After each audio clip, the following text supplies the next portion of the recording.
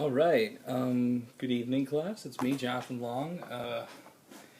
I'm doing a video log for my third entry for the blogs on Sakai.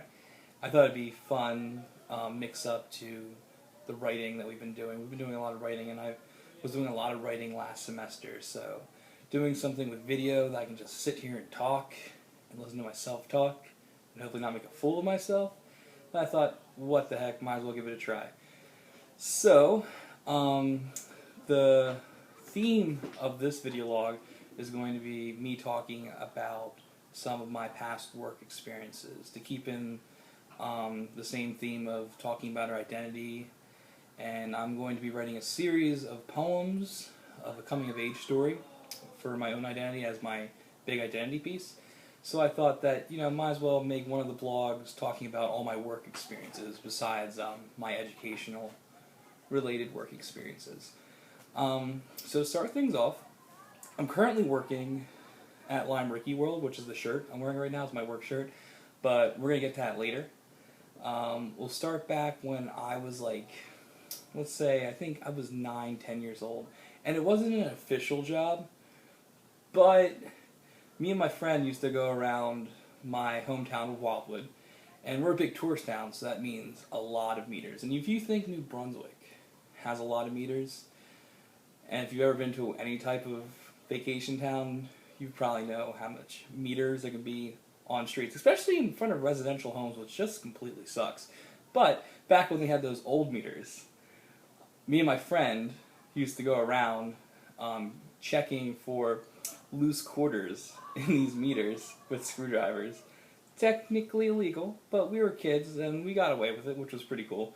We used to go around to these old meters, and we'd get anywhere between $3, sometimes even upwards of $8 a piece from checking all the meters within a 20-block radius. Just going up and down the streets. Oh, this one's jammed. This one's jammed. And I say this is my work experience because we used to joke around and call this our going to work, which is not really technically a job, more like vandalism. But we all have our past. So, let's say my first official job, well, I guess official, unofficial job, I was working under the books for my grandmother, actually. And she used to clean up Coast Guard bases, residential homes, and whatnot. But 3 days a week, I'd go in and help her clean up the Coast Guard bases about 5 miles southeast of my hometown in Wildwood. And there's these 3 huge buildings on this Coast Guard base that I used to help her clean up, anywhere from mopping, wiping machines down, sweeping, vacuuming, taking out the trash, recyclables, and all the paper products. And that was a general cleaning job that I used to do for 2 summers from 11 and 12. And it was kind of cool that the summer afterward, she quit that job and she moved up north to Pennsylvania. So, as another unofficial job, because I was also getting paid off the books, I was 13. I was working for a local restaurant a few days a week, doing busboy stuff, but mostly going in and doing the hard scrubbing, cleaning in the back kitchens and stuff like that, taking out the trash when it needed to be taken out periodically throughout the week.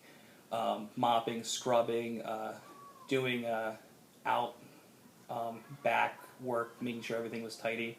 I got paid a few dollars here and there, and I got free lunch every once in a while, so that was pretty cool. I'm not going to name the restaurant because I think technically that was illegal too.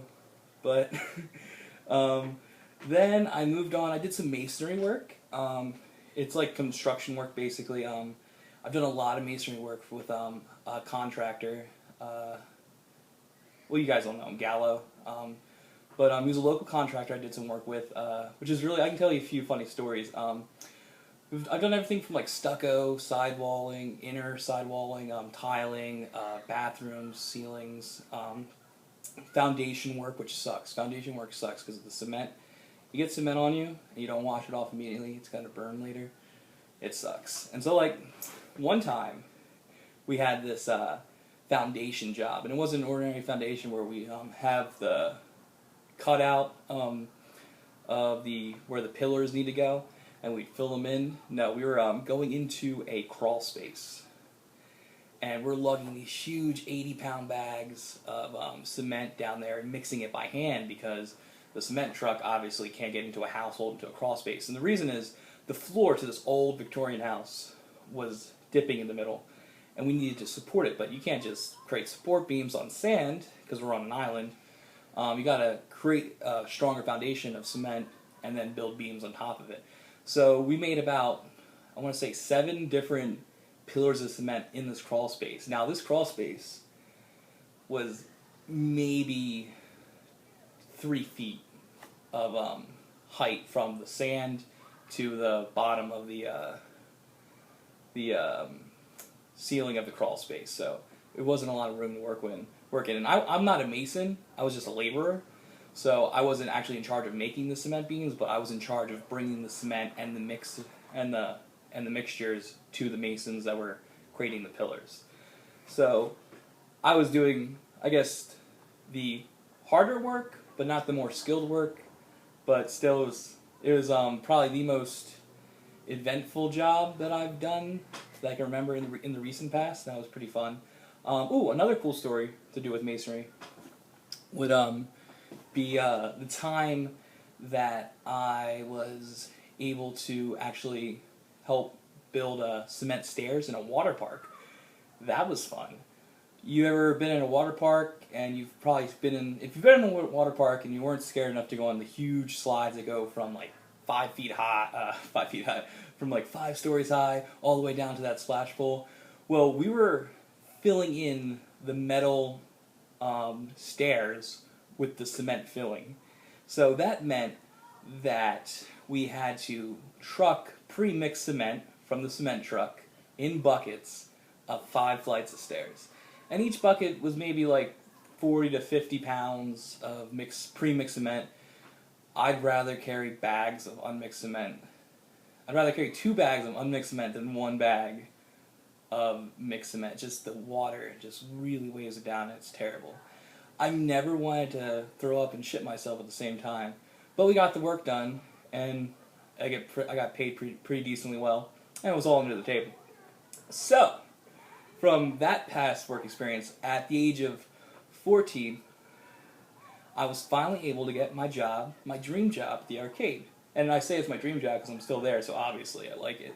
I've had other opportunities to go somewhere else, but I like working at the arcade. I get to work with people. I get to showcase my talents for being a people person and working on the microphone and running all kinds of cool events for the arcade and the business itself. I got to run shifts for people. I get to teach new employees the ropes. It's pretty great. I've gotten a lot of teaching experiences from it, as well as a lot of life experiences from it. This would be my 10th summer, and I think it's really exciting. So that was a brief overview. Oh my gosh, it's already over 8 minutes. Ooh, jeez. That was a brief overview of my working experience. Thanks, guys. Thank you for listening. Hope I didn't bore you.